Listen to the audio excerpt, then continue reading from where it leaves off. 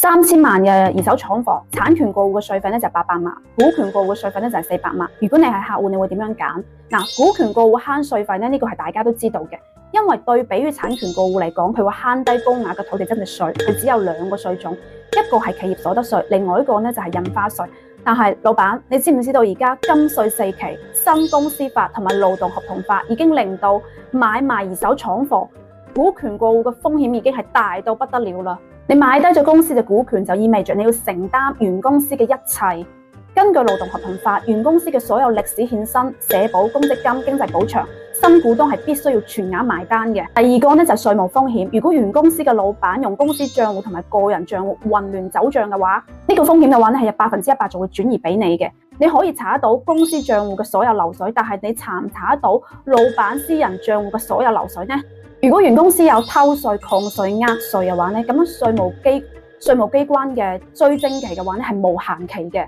第三個嘅話呢，就隱形債務，呢啲先係最致命嘅。所有未披露嘅對外擔保啦、未決嘅訴訟啦、環境治理責任啦、產品質量保證啦，同埋所有售後承諾，你係冇辦法喺公司嘅報表入邊去查到嘅。呢啲所有嘅表外負債隨時都會引爆，你係新股東，你點都逃唔甩嘅。第4個嘅話呢，就實繳陷阱啦。咁新公司法嘅話呢，規定所有未實繳出資嘅股東需要喺公司債務範圍內承擔補充賠償責任。如果係2000萬嘅註冊資金都未實繳嘅話呢，咁就意味着你有2000萬嘅一個潛在嘅債務啦。股權收購其實係用你慳低嘅嗰個稅費去賭呢一間公司嘅歷史係咪清清白白嘅，有可能你一次睇漏就會令到你10年揾嘅錢全部都蝕晒。股權過戶嘅話呢，可以慳錢嘅，但係背後嘅風險亦都係好大嘅。點去做規避呢？